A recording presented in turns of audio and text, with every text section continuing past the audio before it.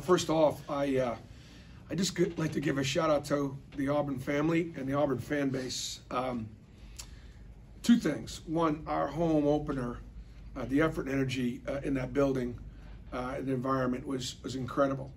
It felt like an SEC, big SEC game late in the year. And the students were incredible, the fans were incredible to sell that thing out. And it just, as a result, I thought our guys played with great energy as well. And I know our players are grateful. I know they are. And then on top of that, you know, to read about the fact that our game Saturday night against Texas A&M is a sellout. You know, what a great statement the Auburn family and our Auburn fan base is making to our coaching staff and the players.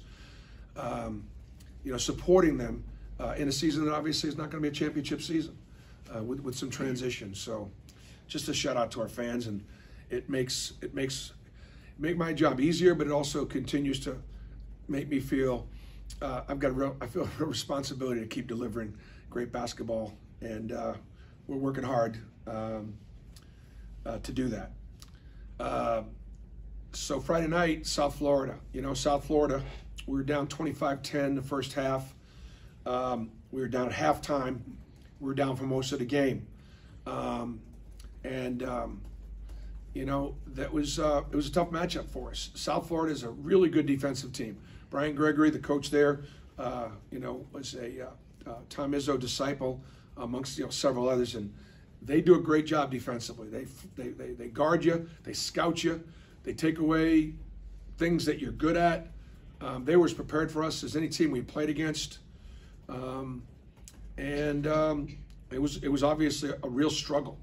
You know, things they did defensively really bothered us, and we had a hard time scoring. I mean, I think 10 points in about 15 minutes of basketball, something like that. So they'll guard us the same way, and so we'll have to do a better job executing ourselves offensively, but at the same time continue to guard them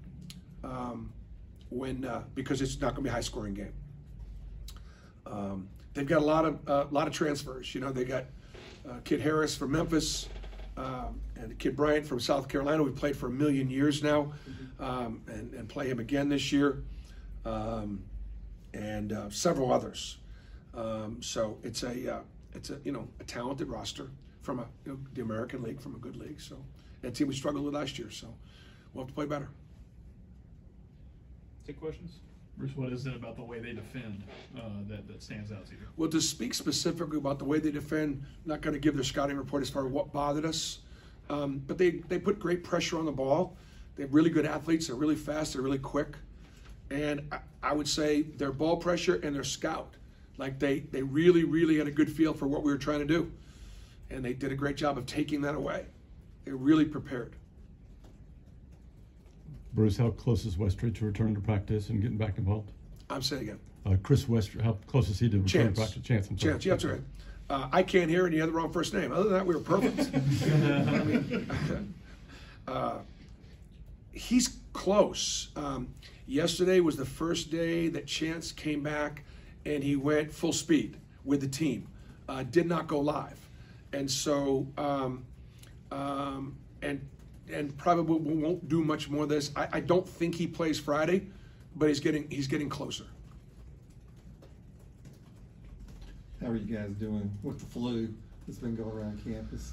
Yeah, we've battled it last week and a little bit less this week, but it's a factor in your preparation. But did it run its course through the team last week more than this week, or over the weekend? Hopefully. Bruce, you mentioned the support for the football team. What have you been able to talk to Coach Caddy? If so, what are those interactions? Any advice? Or I know you're busy, obviously. Too. Yeah, he's busy and I'm busy.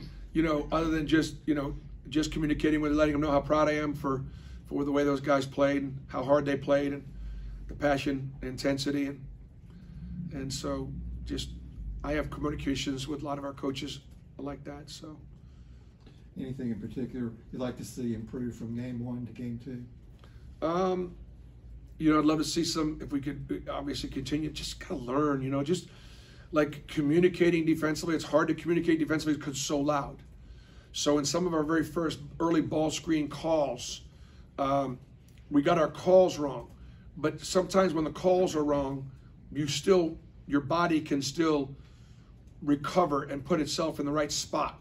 And so we weren't able to adjust to the fact that we couldn't hear each other communicate, and then we had some real breakdowns defensively. So communication and then reading body language as well as not being able to hear. And then, I thought that when we got inside out rhythm threes or things along those lines, we shot them pretty well, and we didn't shoot very well off the bounce. It seemed like every time we pat it and pull it, we didn't make any of those. So we just got to continue to do a better job of finding good threes to take and make. Bruce, there was a stretch in the first half. I think you guys had an inside pass to Janai on like 4 or 5 possessions. Were you happy with the way they fed him in that first game with his touches, given that you guys haven't had a true back to the basket? Yeah, I mean, it was good. He's got the first few points for us, and we definitely have, between Dylan and Janai, Jalen and Yohan, we actually have 4 guys down there that can score. And that is a strength of our team. Now, the great challenge with post offense is, number one, officials rarely call defensive defensive foul. Rarely. They allow the defense to just be very physical. And then as soon as the offense initiates contact and kind of walls up or does anything in the way of sealing illegally, those are all offensive fouls. It's just a very interesting way, the way they're guarding it. I'm not being critical. I'm just saying it's the way they're guarding it. They let the defense, I think, play much more physically. Now we play physically defensively in the post too, so we'll take advantage of that. Then the second thing is throwing the ball in there is an art. It's an art, and on time and on target, and not everybody can do it. So it's a challenge to get it in there. So I thought we did a pretty good job in there. And then once it goes in, they're going to let they let a lot of contact. So back when we were growing up, inside shots were a high percentage shot. You don't see any inside shots in the NBA except transition and dunks. You don't see any post game because the guys are too big, too strong. It's too physical, and they're not calling fouls. So interior post offense in the NBA is non-existent, and in college has become a lower percentage play versus an open three. And so, but we got to go to what one of our strengths. And one of our strengths is getting it inside, and so yes, we'll continue to play through all the nonsense I just gave you. In that vein, do you think then it's important, like you said, he got y'all's first 2 baskets of the game? Do you think it's important to get him going early? That way, like you said, once they gets one going. Yeah, no, I'm not big on. I would say, early. I'm more about matchups than I'm just establishing him early or establishing a low post play early. It's like when officials say we're gonna call it close early on the inside, establish how we're gonna call it. I'm not big on necessarily that. That would be more of a going at a matchup early.